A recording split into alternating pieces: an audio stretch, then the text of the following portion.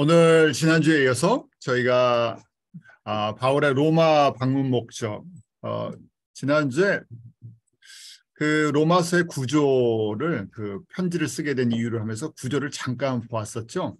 그래서 크게 우리가 1장부터 그 2장 16절까지 우상 숭배, 동성애 문제, 제일 중요한 문제가 동성애 문제가 있어갖고 그 문제를 다루는 내용을 2장 16절까지 있었고, 그리고 유대인 기독교인과 이방인 기독교인, 우리 교회 내에 두 완전히 배경이 다른 사람들의 갈등이 있었다는 것을 로마서가 다루고 있고, 세 번째는 저희가 믿음으로 말미암아 의롭다고 인정을 받았는데 그 율법과 복음의 그 관계성에 대해서 1장까지 핵심, 이게 주 내용이죠. 신학적인 가장 중요한 내용이 율법과 복음의 관계성을 정리를 해준 거예요.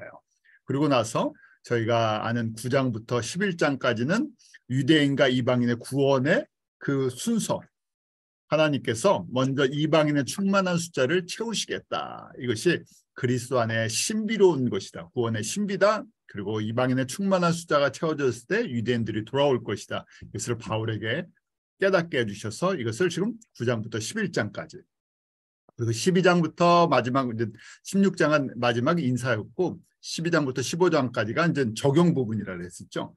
참된 예배자로 살아가는 길, 복음으로 말미암아 저희가 의롭게 되었는데 의롭게 된 사람들이 어떻게 살아야 되나. 그래서 구체적으로 거룩한 산제사로 드려지는 것이 무엇인가 12장부터 15장까지다. 자, 이게 큰 스트럭처니까 이걸 기억하자 그랬었죠. 바울이 오늘은 로마를 방문하는 목적, 구체적인 목적에 대해서 그 첫 번째는 신령한 은사를 나눠주고 싶었다고 돼 있어요. 1장 11절에 내가 무슨 신령한 은사를 너에게 나눠주고 싶은데 이 신령한 은사를 받으면 그 믿음을 견고케 해줄 수 있다는 거예요. 그래서 그 로마 교회와 성도들을 경고케 해주려고 이걸 나눠주고 싶은데 그것이 무엇인가? 믿음의 은사라는 거예요. 어떤 믿음의 은사인가? 저희가 지금 이런 차원의 믿음을 가져 이렇게 성장을 해야 서로에게 격려가 된다는 얘기예요. 그래서 너희와 나의 믿음을 니나의 피차 아니함을 이렇게 받았을 때 이 믿음 때문에 서로 격려가 힘을 받아갖고 우리가 맡겨주신 이 복음의 사명을 감당할 수 있다는 거예요. 그래서 저희가 믿음의 세 가지 종류, 세 가지 단계가 있다는 것을 한번 정리해 보죠. 가장 첫 번째 믿음의 단계는 구원을 받는 믿음이에요. 예수를 주와 그리스도로 믿는 거죠. 그래서 내가 하나님의 의로 말미암아 깨끗하게 되었다 하는 거예요. 저희가 복음의 가장 기본 단계죠. 예수로 말미암아 내가 하나님의 자녀가 되는 것, 죄사함과 구원의 은혜를 받는 것. 그런데 이것도 정말 큰 건데 많은 사람들이 여기에 머물러 있어서 혼돈하게 하죠.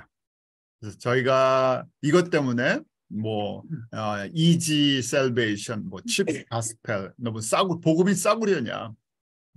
내가 예수를 믿는다고 하면서 아무런 변화가 일어나지 않고 또 부흥 집회나 전도 집회, 우리 옛날 빌리그램 전도 집회하면 수많은 사람들이 나와서 예수님을 영접하죠. 그러다 몇 년 후에 다시 또 그 집회를 하면 그 사람들이 또 와요.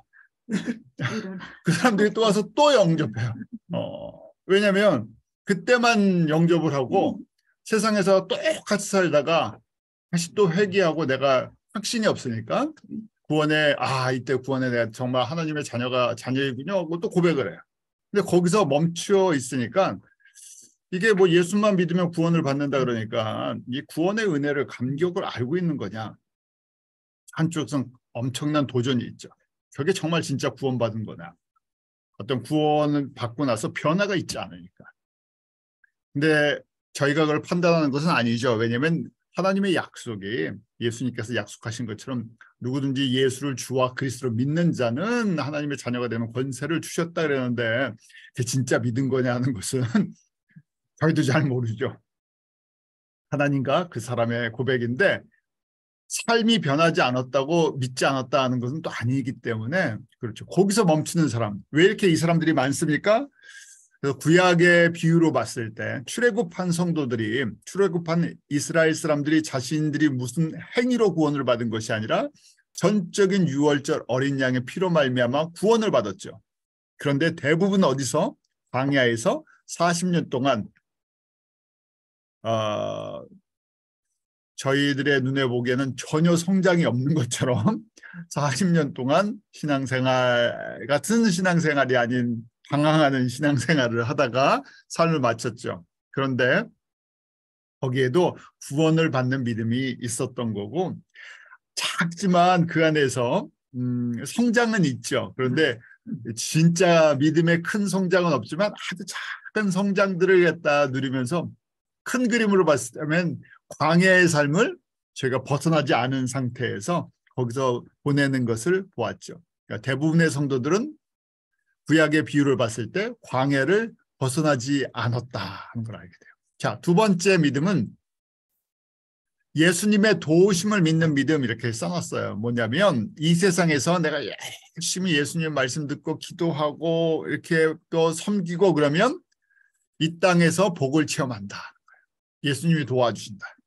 치료도 해주시고 회복도 시켜주시고 물질의 복도 주시고 형통의 복도 주시고 그래서 더 새벽에 기도하고 더 매달리고 그러니까 크게 부르짖어야 되고 부르짖으라 그러니까 저희가 또 어떻게 합니까? 산에도 올라가서 뭐 나뭇가지는 아니지만 최소한 그래도 다른 사람한테 지지 않으려고 저희가 목이 쉬라고 그렇게 부르짖었던 적이 다들 있으시죠? 하나님께서 그런 은혜를 주세요. 이게 단계예요. 1단계 구원을 받는 믿음에서 멈추는 사람이 있는가 하면 그거 안 되니까 직접 내가 예수님이 나에게 이런 은혜를 부어주시는 것을 경험해야 되겠다. 그래서 제가 순복음교회 성도는 아니었지만 순복음 금요철야를 가끔 가면 그 밤새 그런 은혜를 받은 사람들이 또 간증을 하러 나오죠. 밤새 또 간증을 하세요. 그럼 더 또 도전을 받아서 어떻게 합니까? 같이 나도 저런 은혜를 체험해야 되겠습니다. 그래서 많은 사람들이 밤새도록 저희가 같이 부르짖고 기도했던 그런 적들이 있죠. 왜냐하면 그것도 믿음이에요. 첫 번째보다는 두 번째 믿음. 그래서 그분들이 사실은 교회에서 가장 열심히 섬기세요. 굳은 일도 뭐 도맡아 하시고 교회에서 할 수 있는 것들, 봉사할 수 있는 것, 물질 드리는 것 다들 헌신하시잖아요.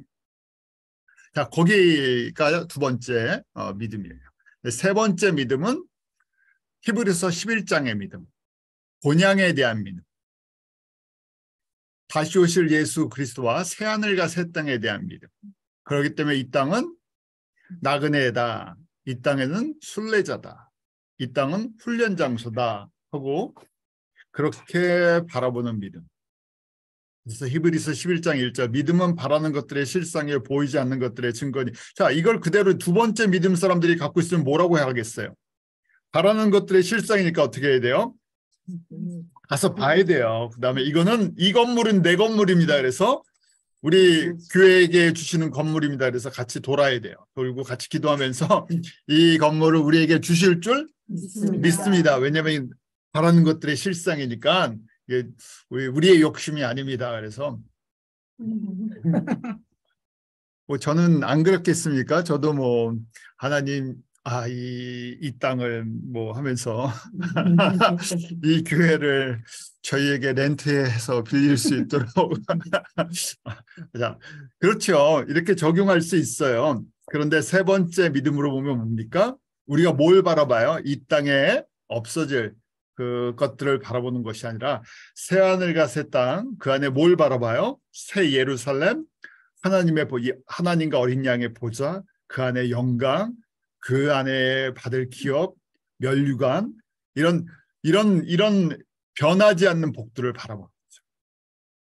거기에 대한 증거들, 거기에 대한 이 증거들을 조금씩 저희에게 주시는 거예요. 말씀으로 주시고 또 여러 가지 방법을 통해서 그것이 더 실질적이고 실제적이라는 것을 우리에게 확신을 주시죠. 그러니까 어떻게 합니까? 그걸 바라보면서 소망하게 돼요.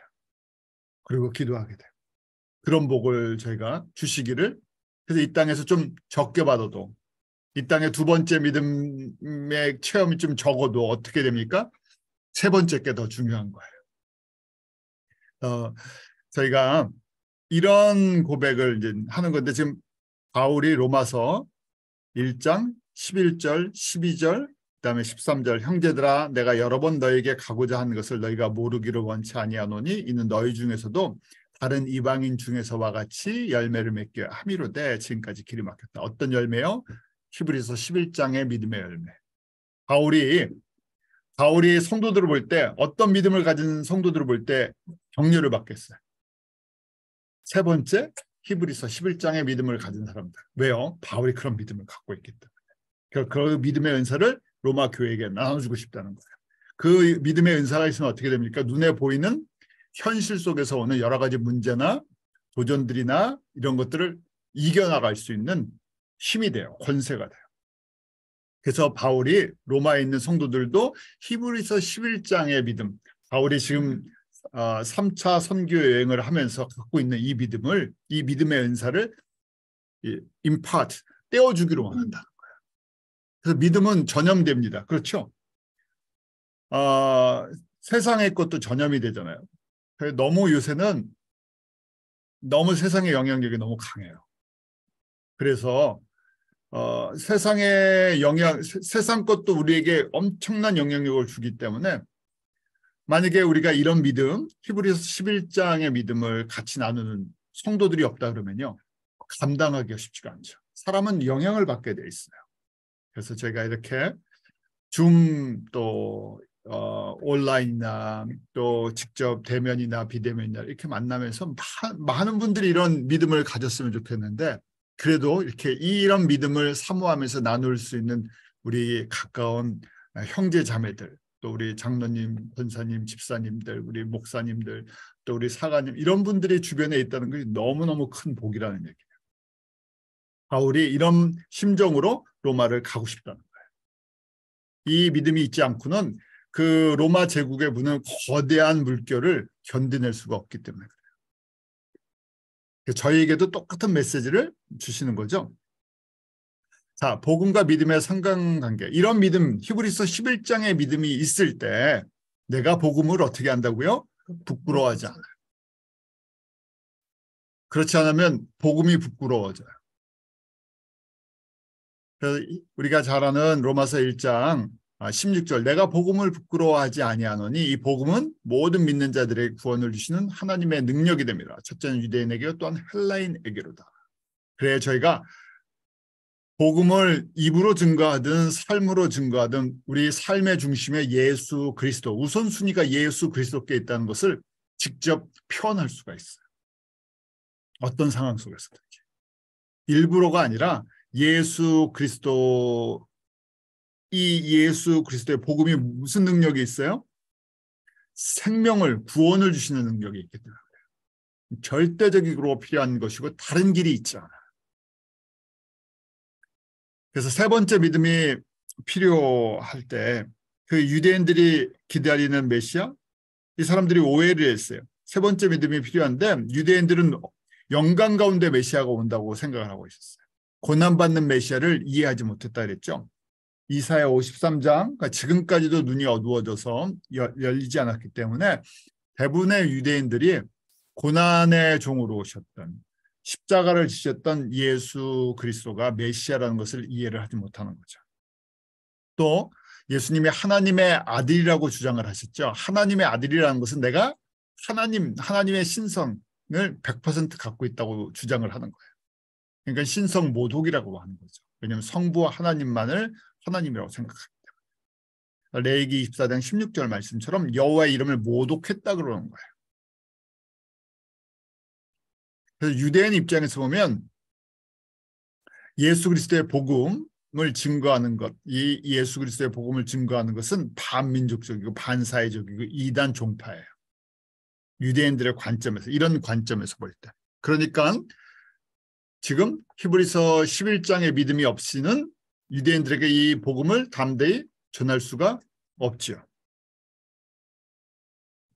자, 이방인과 이방인 기독교인들과 복음을, 이방인들에게 복음을 증거한다는 것, 특히 로마 제국에서 복음을 증거한다는 것, 그 당시 배경을 보죠.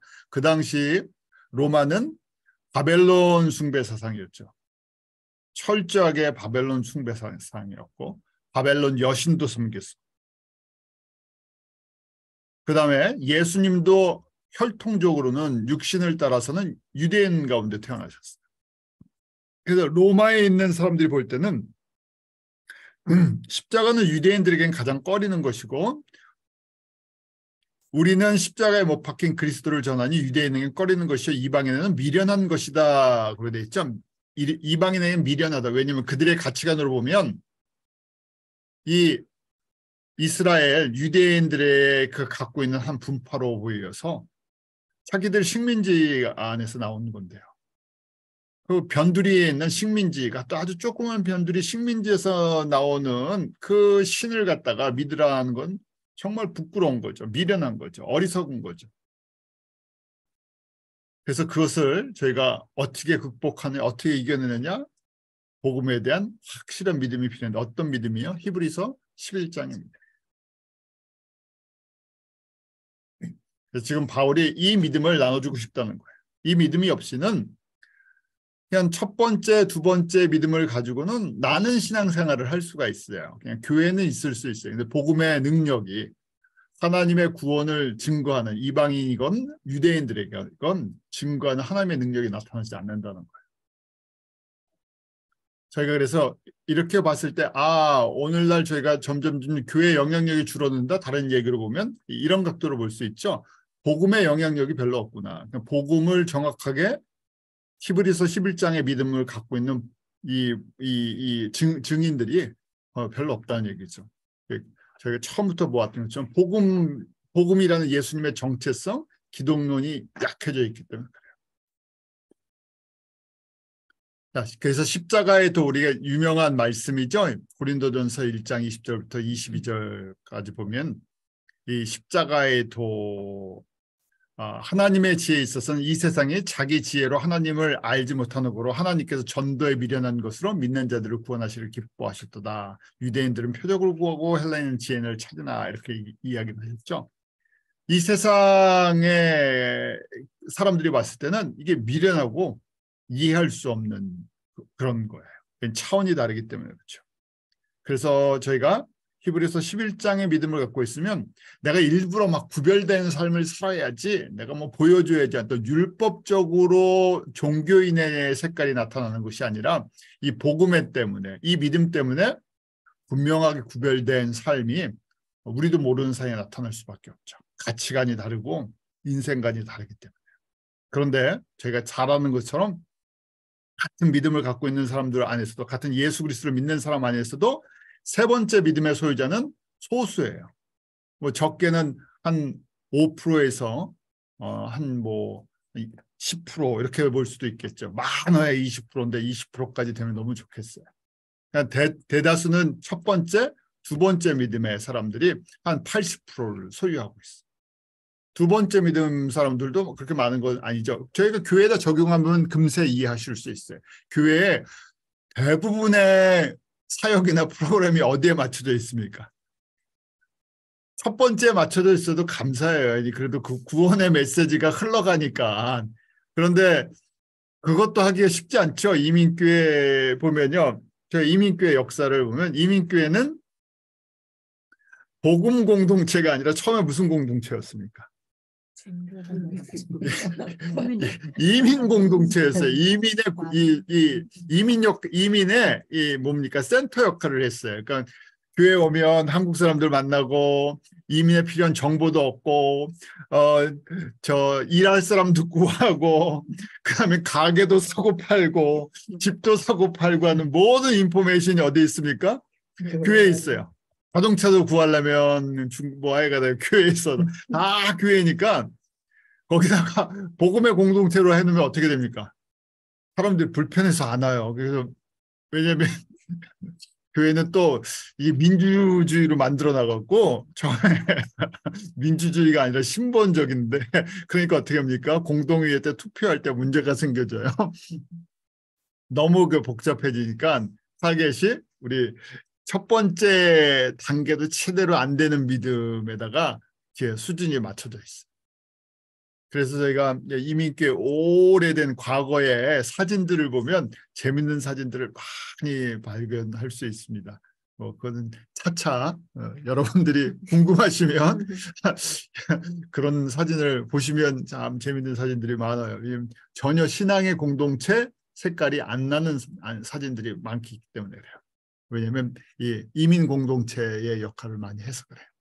자, 그러다 보니까요. 이게 계속 연결이 돼 있죠.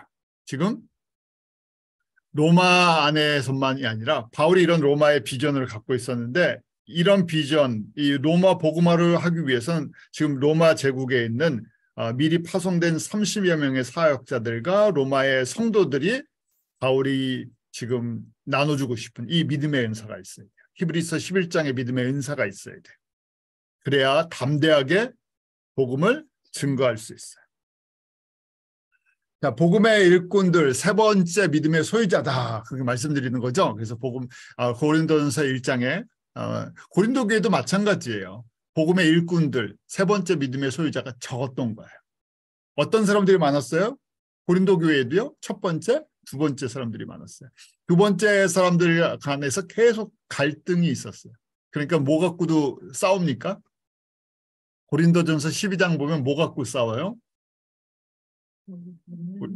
은사 갖고도 싸웠던 거예요. 은사도 높낮이를 갖다가 거기다 만들어 놓은 거예요. 이 은사가 높다, 저 은사가 높다. 그래서 거기 그 은사 갖고 자랑을 하려니까 눈에 보이는 은사를 갖다 서열을 매겼다는 거예요. 우리 잘 아는 그 은사들 나오죠. 그 바울의 이 눈에 보이는 은사. 그런데 더 큰 은사를 내가 가르쳐주겠다. 이걸 사모해야 된다. 이 은사가 제일 큰 은사다. 그래서 귀가 쫑긋해서 들으려고 보니까 무슨 은사를 고린도전서 13장에 말씀하십니까? 사랑의 은사를 얘기하는 거예요. 그러니까 그렇죠.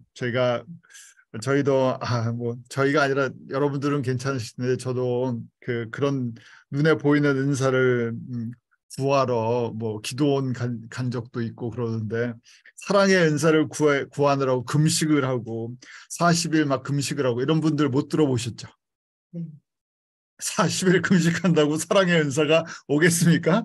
그럼 평생 내가 예수님을 따르면서 받아야 할 은사예요. 그래서 바울이 아주 차원을 바꿔버렸어요. 왜냐하면 고린도 교회에 열심히 하는 사람들이 그런 수준의 믿음을 갖고 있으니까 어떻게 됩니까? 교회가 계속 문제가 생기죠. 지금 고린도 교회 안에도 이런 믿음의 일꾼들이 필요하다는 거예요. 고린도전서 1장 27절에 그러나 하나님께서 세상의 미련한 것들을 택하사 지혜 있는 자들을 부끄럽게 하려 하시고 세상의 약한 것들을 택하사 강한 것들을 부끄럽게 하려 하시며 우리가 지금 세상적으로 볼 때 대단한 인물들이 아닌데 하나님께서 우리를 택해서 어떻게 했어요? 세상에 가장 강하다고 하는 사람들, 가장 지혜롭고 하는 사람들, 바로 예수 그리스도의 복음 안에서 순종하게 만들어 주셨죠. 그래서 복음 자체가 능력이 있는 것이지.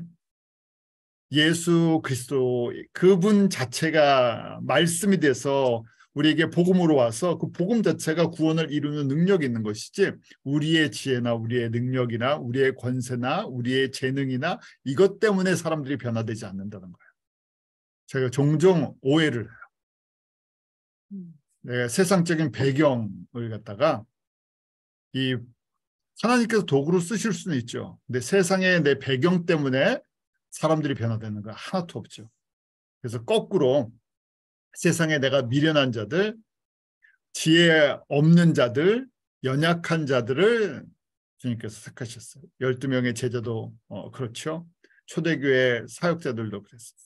바울도 높아졌으니까 높을 때 사용하십니까? 사용 안 하시죠. 그래서 어디까지요? 아주 바닥까지 낮추셨어요. 낮추신 다음에 지금 사용하세요. 그래서 바울이 자신의 능력으로 복음을 전하는 것이 아니었죠. 철저히 낮아져서 겸손히 예수 그리스도가 나타나기를 소망하면서 사역했던 거예요. 그래서 저희가 잘 아는 이 로마서 1장 17절 복음에는 하나님의 의가 나타나서 하나님의 의가 어디에 있나? 복음. 복음을 한마디로 저희가 예수 그리스도라 그랬었죠. 하나님의 의를 예수님이 우리에게 보여주신 거예요. 그래서 이 예수 그리스도의 복음이 우리가 믿음으로 말미암아 우리를 어떻게 해요? 믿음에 이르게 한다. 우리가 믿음으로 말미암아 그 구원을 받게 하시죠. 예수 그리스도께서 우리에게 베풀어 주신 것을 우리가 붙잡는 거예요. 붙잡는 것도 사실은 은혜죠. 그러니까 믿음도 은혜로 주신 거예요. 믿음도 은혜예요. 그래서 저희가 소망하기는 내가 믿음을 내 마음대로 어떻게 할 수가 없어요. 다른 사람의 믿음도 내가 마음대로 어떻게 할 수가 없어요. 이런 은혜를 나에게 주십시오. 어떤 믿음을 달라고요? 히브리서 몰랐을 때는 몰랐는데 지금은 이제 아니까 히브리서 11장의 믿음을 주십시오. 그게 아름다워 보여야 돼요. 11일서 11장 읽었는데 너무 무서워요. 이거 이 감당이 안 됩니다. 그러면 구하지 않겠죠. 히브리서 11장이 너무 아름다운 믿음으로 저희 가운데 다가와요. 지혜로운 사람이 히브리서 11장 믿음을 사모하게 되죠. 왜냐하면 이 땅에서 받는 복이 아니라 하늘의 영광을 받을 수 있는 복. 이 땅에서 받는 것은 그냥 부스러기, 덤이에요. 덤 주시면 너무 감사하죠. 저희 뭐 솔직한 거잖아요. 덤도 받고 진짜도 받고 그러면 뭐 너무 좋죠. 그래서 지금 믿음으로 믿음에 이르게 한다. 복음에는 하나님의 의가 나타나서 그러니까 저희가 복음 대신 예수 그리스도 지금 바울이 복음은 하나님의 아들에 대한 것 구약의 선지자를 통해서 미리 우리에게 성경에 미리 다 말씀하신 것. 그러니까 저희가 성경 공부하는 이유가 무엇입니까? 예수가 누구신가를 더 정확하게 어떤 성품의 분이신가? 왜 이 땅에 오셨나? 무슨 일을 하기 원하신가? 어떨 때 기뻐하시나? 어떨 때 영광을 받으실 수 있나? 저희가 그것을 갖다가 정리를 해갖고 그다음에 순종해 나가는 거죠. 구원받은 하나님의 사람들이 이런 믿음을 가질 때 저희가 기쁨으로 하나씩 순종하는 거예요. 그럼 바울이 이 믿음을 지금 나눠주고 싶다는 얘기죠.